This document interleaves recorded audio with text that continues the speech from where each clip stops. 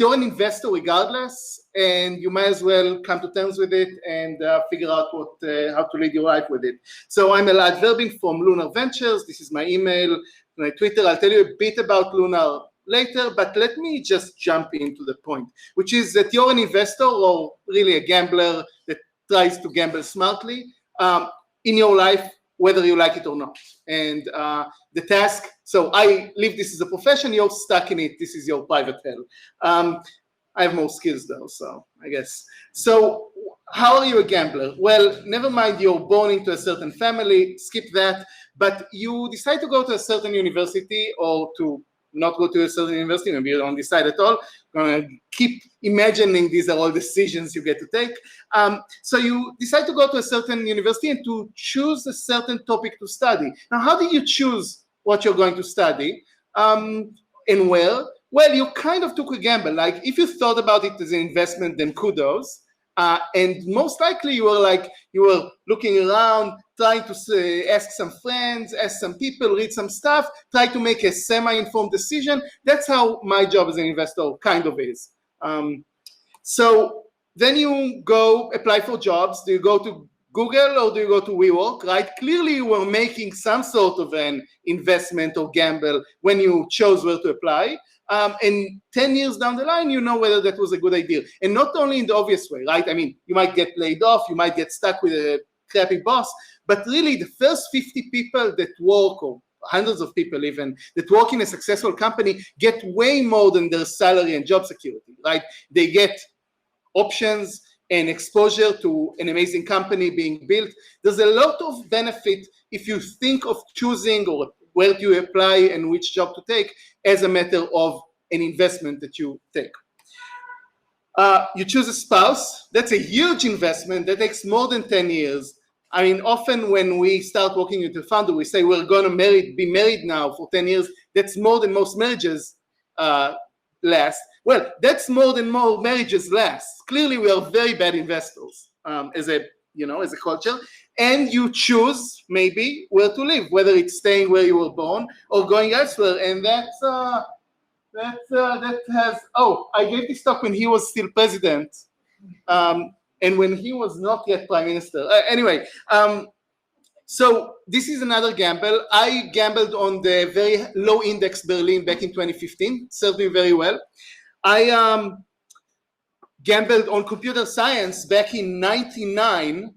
Not because I was smart, but because my mom asked some smart investor friends what I should go study, and then convinced me it shouldn't be mathematics that I was excited about, but computer science. That worked great, thank you, Mom.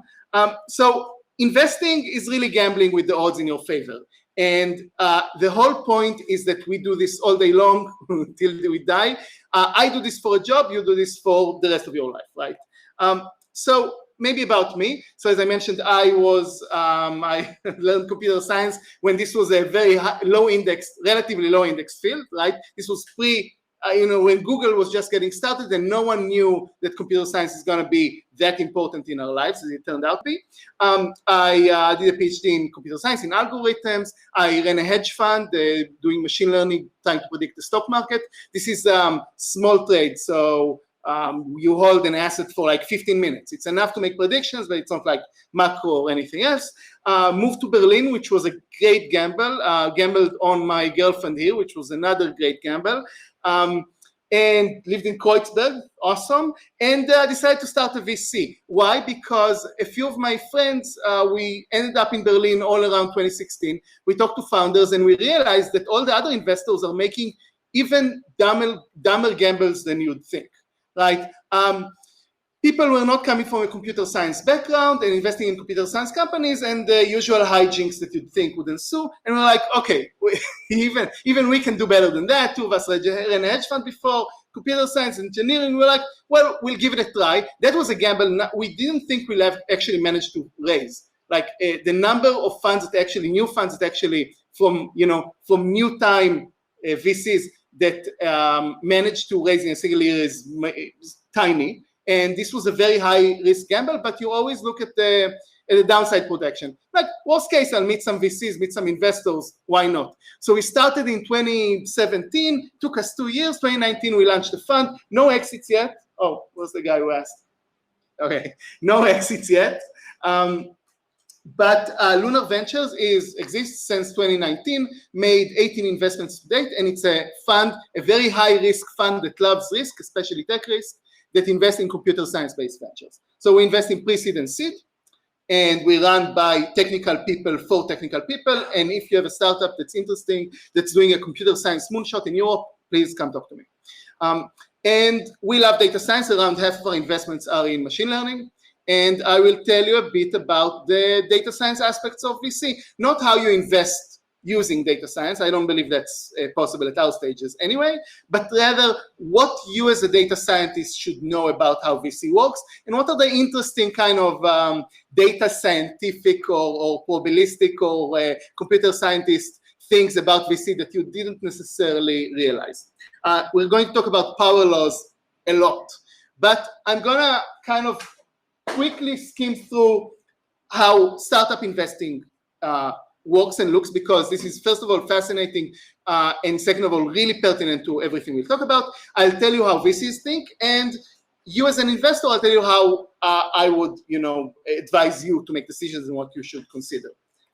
So, first of all, how startup investing works. There's been plenty of discussion from the previous speakers, but maybe on a bit of a kind of a zoomed out view, the startup industry is about high risk, high reward industry, right? Where kind of the more is you fail fast and you build the future, and we all repeat that. We're like fund returners and build unicorns and fail fast and, go big or go home. But why? Like, why is it like this? Why don't you take a bank loan, start a startup, and that's it? And the reason is power laws. So, startups, just like movies, restaurants, book publishing, sports teams, are power law distributed, meaning there are very few big winners that account for 80% of the profits, and there's everyone else that you can run down to zero pretty much. And that's why banks don't give startup loans. And that's why VCs have particular ways that they speak and ways that they think about the world. Now, this is not the same as all investing. Now, real estate, your apartment probably won't be worth 10x as much in 5 years, but it probably won't go down to zero either, right? Same as factories, government, all of these things are super stable, but VCs, as well as movies and other things, have power law dynamics, right? This is true for movies as well. By the way, do you notice how when you watch a movie, in the end, there's this long list of producers. These are the people that invested in it. They took a high risk, high reward gamble on the success of the movie. They're investors just like us, but in the movie industry. Right, movie investors LA, tech investors Silicon Valley, but they mix quite a bit actually. So here come a few slides that I didn't get in this version, but let me tell you what they are. They analyze, there's this amazing guy, actually I have this later on, there's this amazing guy that wrote about power laws in venture. It's called Jerry Neumann. I'm not going to go into he basically analyzed VC returns. He took all of the publicly available information that he had accessible, and he analyzed power laws in venture and the power law of venture returns over 3 blog posts from 2015. This is the first one to 2019. You can look at his blog, read it, it's fascinating. Bottom line, if you look at public available data, he claims, I didn't fact check it, you get a power law with alpha of, 1.8 or so. So the takeaway is that venture returns have a power law of 1.8. How much does real estate and stuff like this get? More than 3. Now, what's special about these numbers? Well, power law distributed things have a really interesting characteristic. At an alpha of less than 3, the variance is infinite. At an alpha of less than 2, the expectation is infinite. You know where you don't want to be? In the region where the variance is infinite, but the expectation is finite. That's the risky spot where you get bounded, well, you expect to get some sort of bounded returns, but the risk is huge. You want to either be in the real estate zone of far more than 3, or in the startup risk, dragons be here zone of less than 2. That's where venture plays, and a lot of what we'll talk about what venture and what Leo and that you heard about already is exactly because that's the place venture plays, and you want to make sure that you do really have access to infinite expectation. So that's the power law, and I'll stop talking about it here, but I really recommend these blog posts.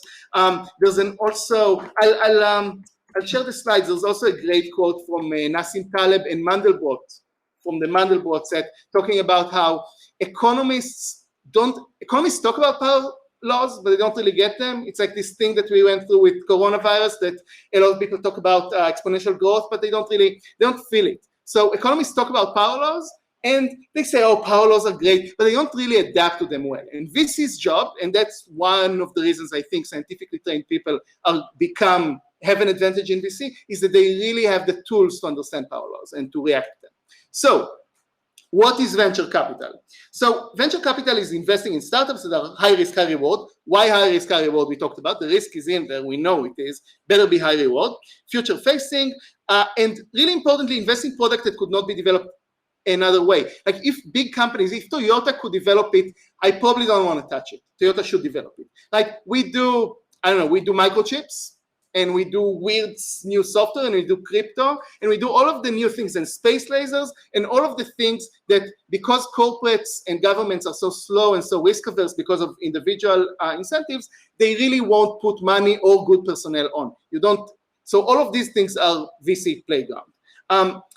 How does VC work? I'm sorry, I've had to miss some of the talk, so I don't know if this was covered, but I'll cover it quickly because this is a really important part of the story, and there's not enough time. It's weird to me even still, and I do this for a living.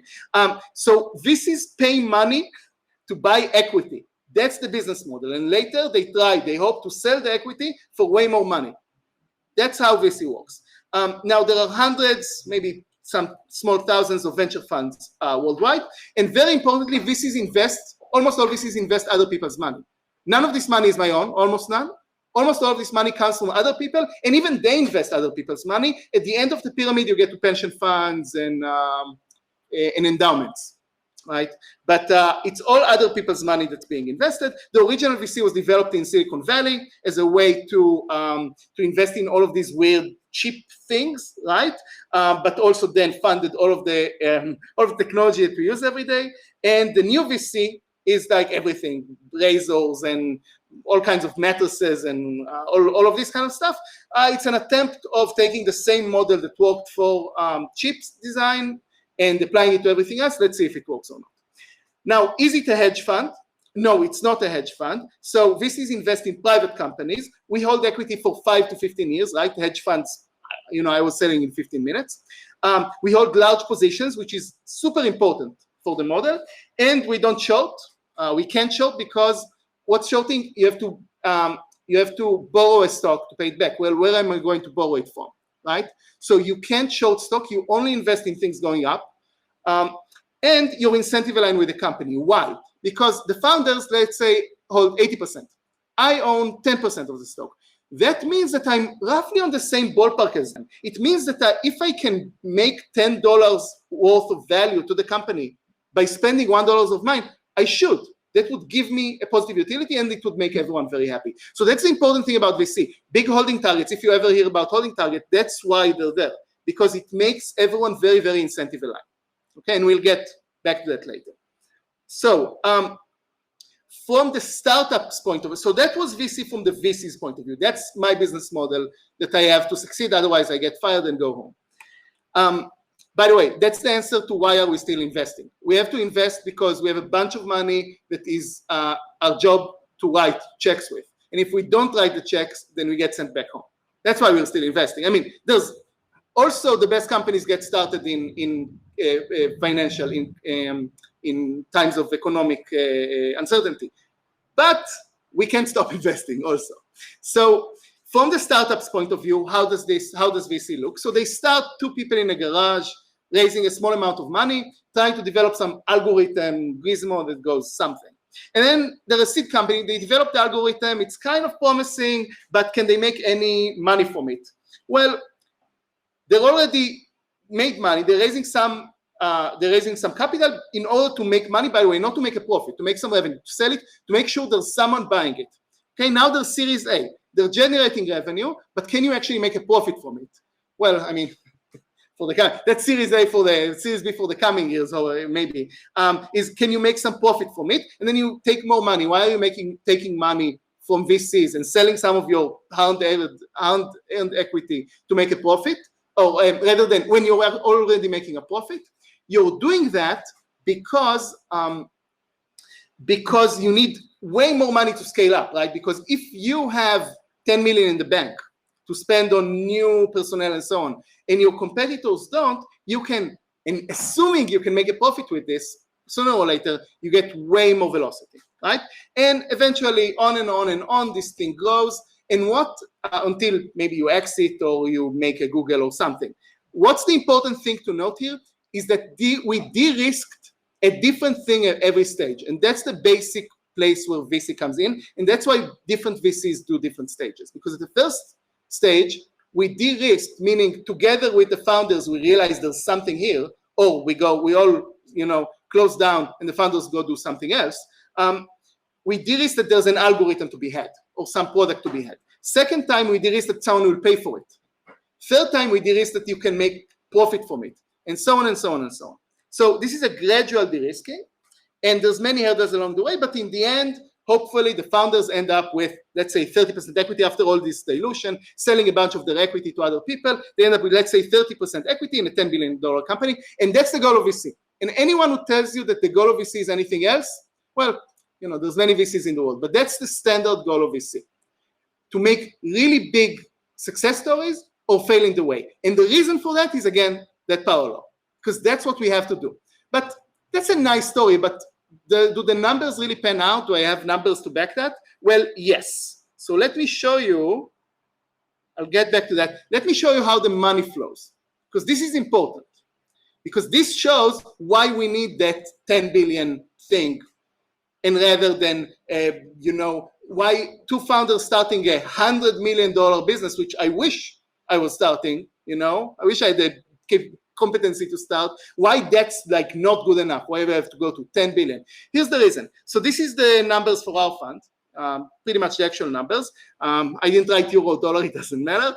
So it starts with the limited partners. They're called limited because they can't tell us what to invest in, right? They only put the money in. The limited partners is our investors. Our main investor is, the European Union. Second main investor is Isomer Capital from London. They're investing other people's money as well, right? So they invest in our fund, meaning we can ask them for money all the time, and they're committed to give it to us, and then we write checks with it, right? 20% of this goes in the form of management fee, 2% a year, that pays for our salaries and all the staff and so on. All the rest, 80%, goes to startups in the form of checks, where we give money to a company, we get back equity. Then we own some of the company, right? Now, all of this equity sits. Some of it in the end is worthless, some of it is worth something, some of it hopefully is worth a lot, right? We wrote $32 million of checks.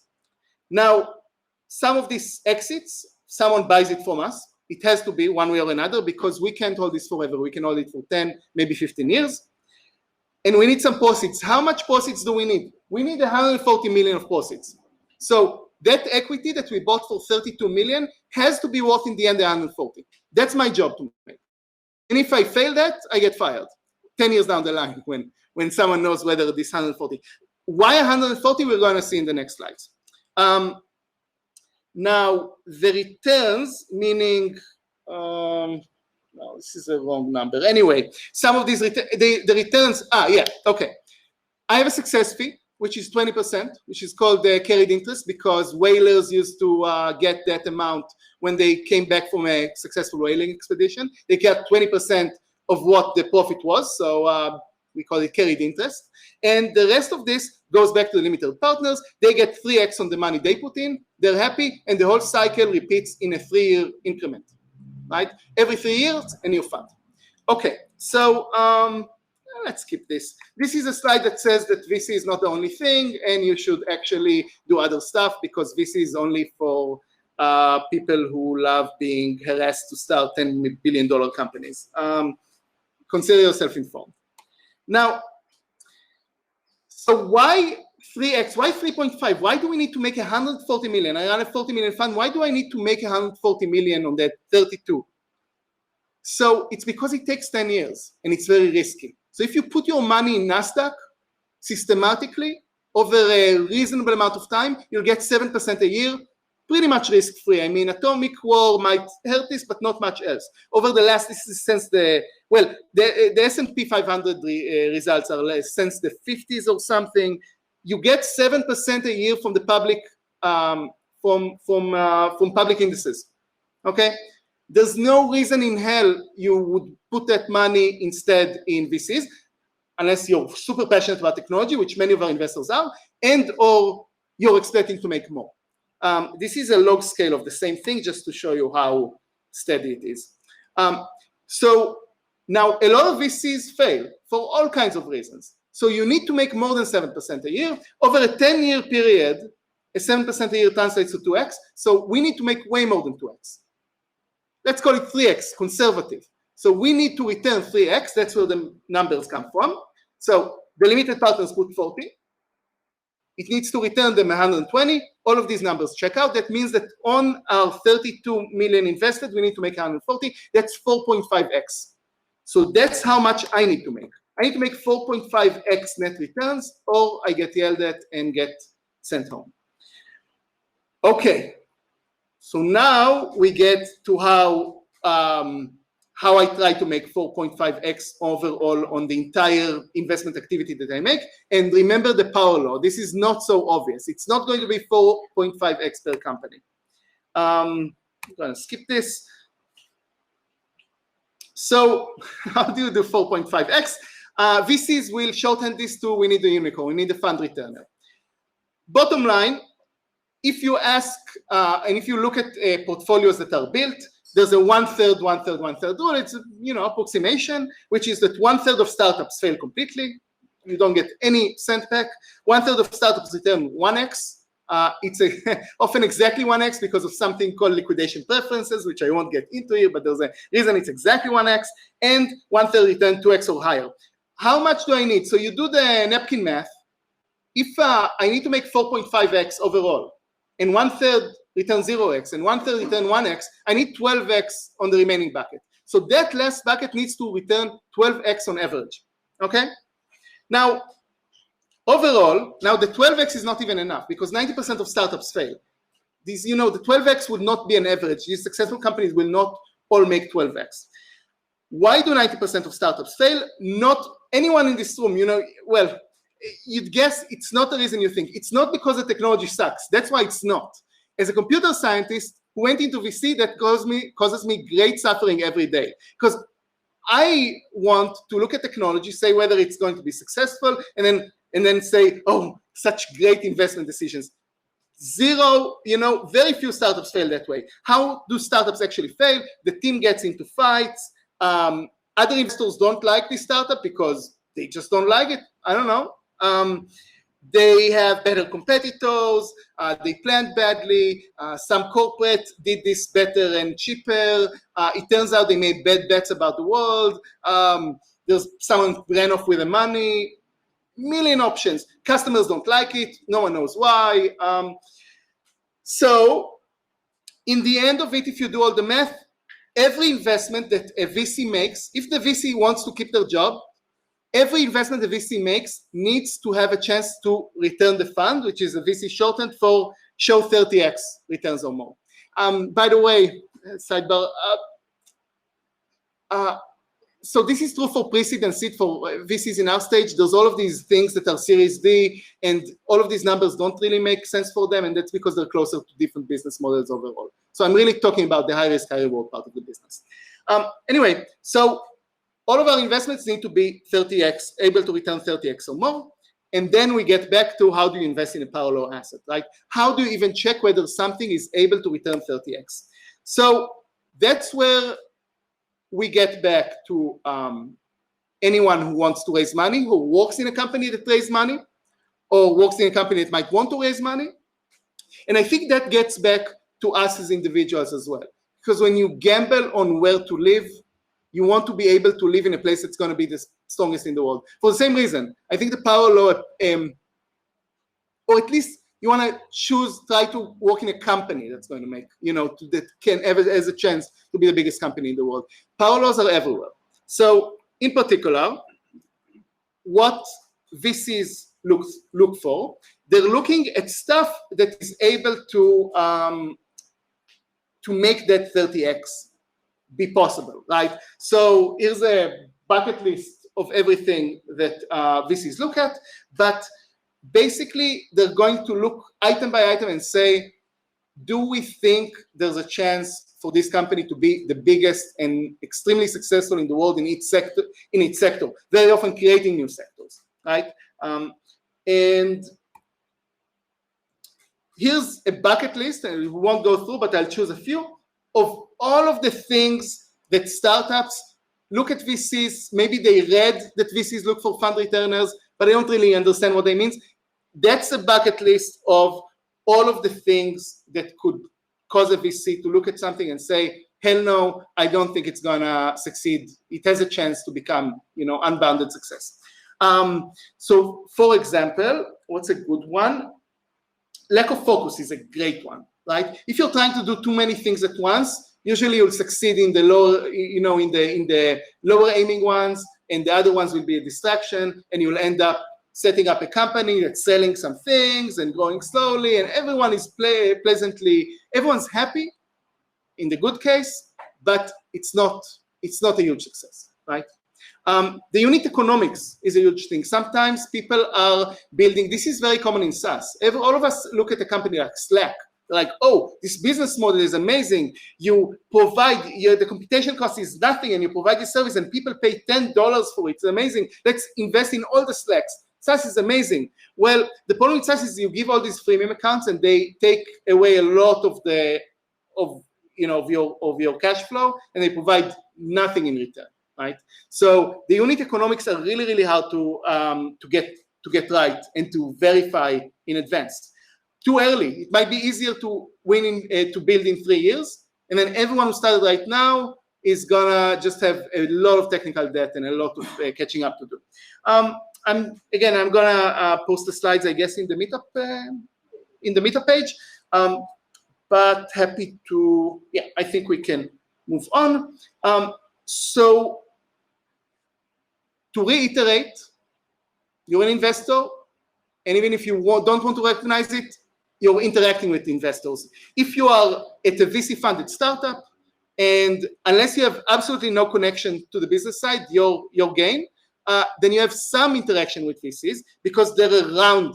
They are making decisions about the startup. They are going to decide whether the startup is going to get more funding or shut down, because that's what usually happens when you don't get follow-up funding. It's this kind of weird chain where the next people have to be, it looks suspiciously like a Ponzi scheme, and then it gets sold to the public market, so you do the math. So the next people have to invest in it, right? And therefore, if you're serving the business strategy, or you're setting business strategy, or you're the founder, you have to understand these things. You have to understand that the amazing idea to open a new revenue line for the business is actually not great if it can't reach 100 million in revenues, right? Even if it looks super exciting. And that means that existing investors are aligned with you because they're already in the cap table. They own, 10% of what the founders own. They're incentivized, but potential investors not so much. And that has other repercussions. I think maybe let's move to the summary. So here's, right, some of us may start startups, most of us won't, lucky you.